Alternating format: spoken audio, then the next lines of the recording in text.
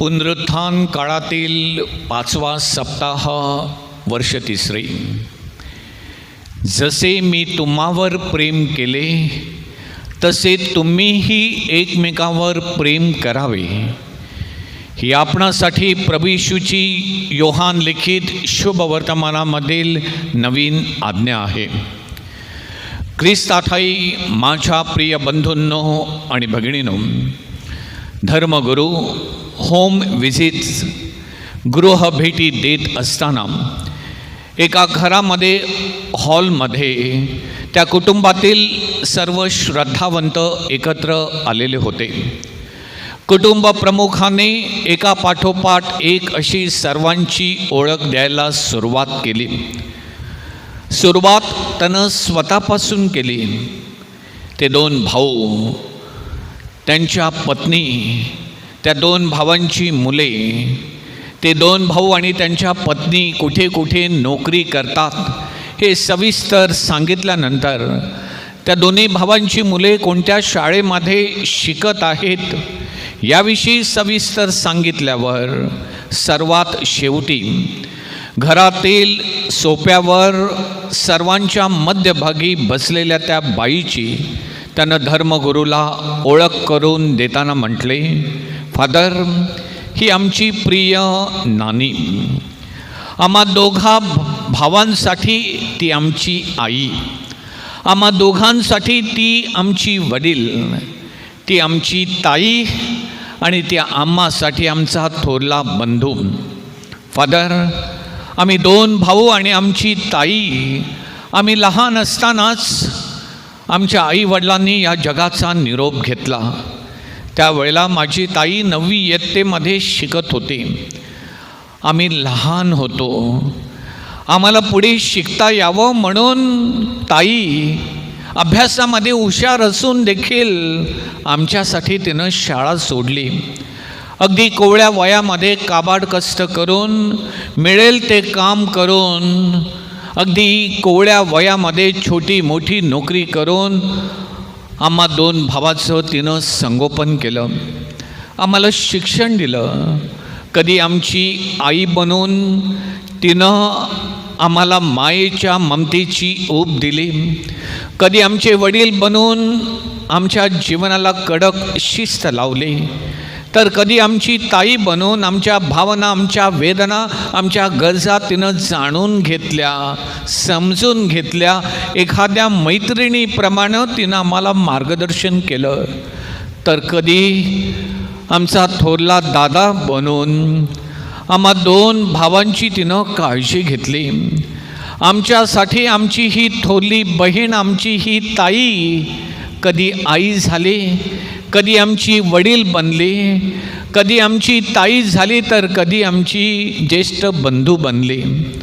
ताईच्या एकाच रूपात असलेल्या या एकाच व्यक्तिमत्वाने आमच्यासाठी चौफेर भूमिका बजावल्या. तिचं आमच्यावरती असलेलं प्रेम, तिचे आम्हावरती असलेले ऋण आम्ही आयुष्यभर आणि जीवनभर कधी विसरू शकणार नाहीत. फादर, ती होती म्हणून आज आम्ही दोघं आहोत. ती नसती तर आम्ही या समाजाच्या आणि जगाच्या हिशोबात कुठेच नसतो. आमच्यासाठी आमच्या या ताईचा त्याग खूप मोठा आहे. स्वतःच्या इच्छा, स्वतःच्या भावना, स्वतःचं मन, मनोधारणा, स्वतःसाठी लहानपणी तिनं पाहिलेली स्वप्न, आमच्या दोघांच्या भवितव्यासाठी तिनं जिवंतपणीच दफन केली. आम्हाला आमच्या स्वतःच्या पायावर उभं राहिलेलं तिला पाहता यावं म्हणून ती लग्नाचा विचार पुढे पुढे ढकलत होते. आम्ही आमच्या जीवनामध्ये स्थिरावलो. आम्ही आमच्या स्वतःच्या पायावरती उभे राहिलो. तोपर्यंत तिच्या लग्नाचं वय निघून गेलं होतं. आम्हा दोघांची लग्न झाली, आम्हाला मुलंही झाली. पण आमच्यासाठी आमच्यावरील प्रेमापोटी आमची ताई ही आयुष्यभर जीवनभर अविवाहितच राहिली. कधी आमची आई बनून, कधी आमचे वडील बनून, कधी आमची ताई म्हणून तर कधी आमचा ज्येष्ठ बंधू म्हणून आम्हाला खूप प्रेम दिलं. तिच्या या आम्हावरील प्रेमाला आणि त्यागाला तोड नाही. फादर, तिची आमच्याकडून एकच अपेक्षा आहे. तिनं जसं आम्हा दोघा भावंडांना प्रेम दिलं, आम्हाला एकत्र ठेवलं, तसं आम्ही देखील कुटुंबामध्ये एकत्र राहावं आणि एकमेकांवरती जीवापार प्रेम करावं, अशीच तिची आमच्याकडून अपेक्षा आहे. प्रिय बंधूंनो आणि भगिनींनो, प्रभू येशू आजच्या शुभवर्तमानामध्ये म्हणतो, जसे मी तुम्हावर प्रेम केले आहे तसे तुम्हीही एकमेकांवर प्रेम करावे. म्हणजे आपल्या बोलण्यातून, आपल्या विचारातून, आपल्या वागण्यातून, आपल्या प्रत्येक कृतीमधून आपण सर्वजण ओळखतील की आपण प्रभूचे शिष्य आहोत, आपण प्रभूचे अनुयायी आहोत. बंधू भगिनींनो, प्रेमाचं स्वरूप वेगवेगळं असतं. प्रियकरांनी प्रियसीवरती केलेलं प्रेम, पती पत्नीनं एकमेकावरती केलेलं प्रेम, भावा बहिणीमध्ये असलेलं प्रेम, आजी आजोबा आणि नातवंडामध्ये असलेलं प्रेम, या प्रेमाची व्याख्या, या प्रेमाचं वास्तव रूप आणि स्वरूप अलग आहे. मानवी जीवनाच्या प्रवासामधील अवस्थेवर ते विसंबून आणि अवलंबून असतं. जशी मानवी अवस्था बदलते तसं जीवन प्रवासामधील हे प्रेमाचं स्वरूप, रूप हे बदलत जातं, पालटत जातं. प्रभू येशू ख्रिस्त ज्या प्रीतीविषयी आणि प्रेमाविषयी आजच्या नवीन आज्ञेमध्ये बोलत आहे, ज्या प्रकारच्या आणि ज्या स्वरूपाच्या प्रेमाविषयी तो आपणास सांगत आहे, ते प्रभूचं प्रेम जाणून घेण्यासाठी, ते प्रेम, त्या प्रेमाचं स्वरूप, त्याचं रूप, त्याची वास्तवता समजून घेण्यासाठी सर्वप्रथम ख्रिस्त कळणं, ख्रिस्त समजणं, प्रभू येशू ख्रिस्ताचा दृष्टिकोन, प्रभू येशू ख्रिस्ताची विचारधारणा, या प्रभू येशू ख्रिस्ताचं मन, या प्रभू येशू ख्रिस्ताचं हृदय, एक देव, एक मानव म्हणून प्रभू येशू ख्रिस्ताचं व्यक्तिमत्व, या प्रभू येशू ख्रिस्ताचं नेचर, त्याचं कॅरेक्टर, प्रभूची पर्सनॅलिटी समजून घेणं आणि प्रभूचा प्रामाणिकपणे शोध घेणं हे महत्त्वाचं आहे. या प्रभू येशू ख्रिस्ताशी एक रूप आणि एक जीव झाल्याशिवाय, या प्रभू येशू ख्रिस्ताच्या व्यक्तिमत्वामध्ये शिरल्याशिवाय, या प्रभू येशू ख्रिस्ताला आपल्या अंतर्यामी धारण केल्याशिवाय, प्रति ख्रिस्त बनल्याशिवाय प्रभू येशू ख्रिस्ताचं प्रेम आपण समजू शकणार नाही. आणि त्याच्याप्रमाणे त्या तोडीचं, त्या जोडीचं, त्या क्वालिटीचं आणि त्या दर्जाचं प्रेम आपण एकमेकावर करू शकणार नाहीत. बंधूंनो आणि भगिनींनो, प्रभू येशू ख्रिस्त म्हणतो, जसे मी तुम्हावर प्रेम केले तसे.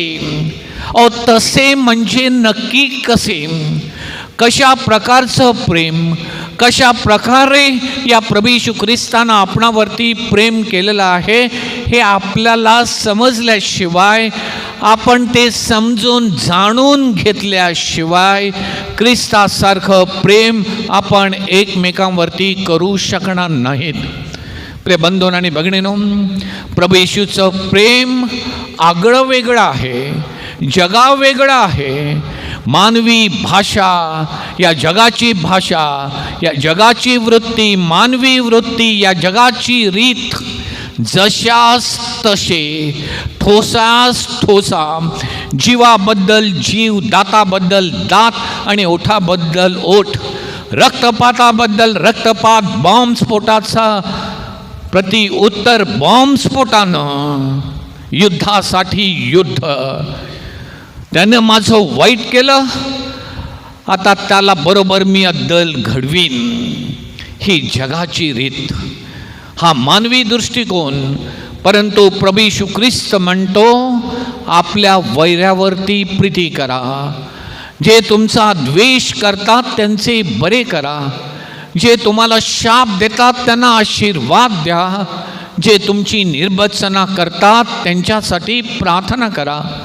जो तुमच्या एका गालावर मारतो त्याच्या पुढे दुसराही कर, आणि जो तुझा अंगरखा हिरावून घेतो त्याला तुझी बंडीही घेऊन जाण्यास विरोध करू नकोस.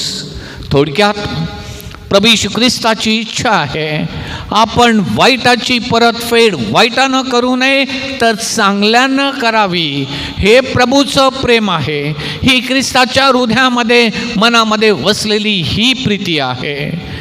प्रभू येशू ख्रिस्ताची प्रीती ही सहनशील आहे.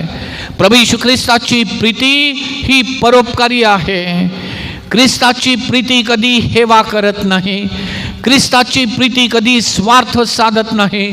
ख्रिस्ताची प्रीती कधी रागावत नाही, कधी चिडत नाही, कारण प्रभू येशू ख्रिस्त प्रीती आहे.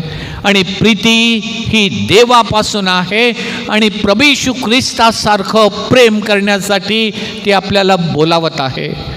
प्रिय बंधूंनो आणि भगिनींनो, प्रभू येशू ख्रिस्तानं प्रेम करताना, प्रेम देताना जात पात धर्म वंश वर्ण कुल खानदान देशी परदेशी परराष्ट्रीय गरीब श्रीमंत बुद्धिमान मतिमंद ज्ञानी अज्ञानी असा भेद कधीच केला नाही. जे जे श्रद्धावंत विश्वासानं प्रभूकडे आले, ज्या ज्या श्रद्धावंतांनी विश्वासानं प्रभूला हाक मारली त्यांना प्रभू येशू ख्रिस्तानं त्यांना हवं ते त्यांच्या विश्वासामुळे दिलं. प्रभूला तुच्छ लेखणाऱ्या, प्रभूला विरोध करणाऱ्या, प्रभू विरुद्ध घोषणा देणाऱ्या, प्रभूचा निषेध आणि विटंबना करणाऱ्या, त्याच्या अंगावरती थुंकणाऱ्या, त्याच्या चेहऱ्यावरती चपराक मारणाऱ्या, त्याला वस्त्रहीन करणाऱ्या, क्रूसावर खेळणाऱ्या, क्रूसावरती असताना वेदनेमध्ये असताना त्याची चेष्टा थट्टा मस्करी करणाऱ्या, त्या प्रभूला नाकारणाऱ्या सर्वांना प्रभूनं क्षमा केले. सर्वांवरती प्रेमाचा वर्षाव केला. हे स्वकीय आपली माणसं आपल्याशी वाईट वागले तरी देखील प्रभू येशू ख्रिस्तानं त्यांच्यावरती प्रेमच प्रेम केलं, त्यांना प्रेमच प्रेम दिलं, त्यांच्याशी तो प्रेमानंच वागला. हे अशा प्रकारचं अशा स्वरूपाचं निस्वार्थी निरागस त्यागी आणि समर्पित वृत्तीचं प्रेम करण्यासाठी आपणास पाचारण आहे. या प्रेमाद्वारे आणि अशा प्रेमातून आपली खरी ओळख आपण प्रभू येशू ख्रिस्ताचे शिष्य आहोत अशी आपण जगाला करून द्यायची आहे. आपण करीत असलेल्या बंधू प्रीतीद्वारे आपण ख्रिस्ताचे शिष्य आहोत, आपण प्रभूचे अनुयायी आहोत हे जगाने ओळखावयास हवं. जसं प्रभूनं आपल्यावरती प्रेम केलं तसंच प्रेम प्रिय बंधूंनो आणि भगिनींनो, ज्या कुटुंबामध्ये, ज्या समाजामध्ये, ज्या गाव परिवारामध्ये आपण राहतो तिथं आपण केलं तसंच प्रेम प्रभूनं केलं आहे. तसं प्रेम त्या तोडीचं, त्या जोडीचं आणि त्या क्वालिटीचं. मग श्रद्धावंत अशा प्रेमात एकमेकांशी भांडणार नाहीत, एकमेकांचा द्वेष करणार नाहीत, एकमेकांना तुच्छ लेखणार नाहीत, एकमेकांची निर्भत्सना करणार नाहीत, कोणाचे उणे दुणे काढणार नाहीत, कोणाला दोष देणार नाहीत, कोणाला लुबाडणार नाहीत, कोणाला फसवणार नाहीत, कधी आपला स्वार्थ साधणार नाहीत. कारण प्रभूचा पवित्र आत्मा त्यांच्या ठाई वास करतो. प्रभूसारखंच एकमेकावरती प्रेम करण्यास प्रभूचा हा पवित्र आत्मा त्यांना प्रेरित करतो, उत्तेजित करतो, प्रभावित करीत असतो. आपल्या प्रत्येकाच्या बाबतीमध्ये प्रिय बंधू भगिनीनो असं घडलं तर योहानानं प्रकटीकरणाच्या पुस्तकामध्ये सांगितल्याप्रमाणे नवे आकाश नवी पृथ्वी नवी मानवी वृत्ती, नवी प्रवृत्ती, स्वर्गातून पृथ्वीवर अवतरलेली नवी पवित्र नगरी या पृथ्वीवरील मानवी जगामध्ये आपणास नक्कीच पाहावयास आणि अनुभवायास मिळेल. आणि सारे जग, हे सारं विश्व ओळखेल की हे माझे शिष्य आहेत. आमेन.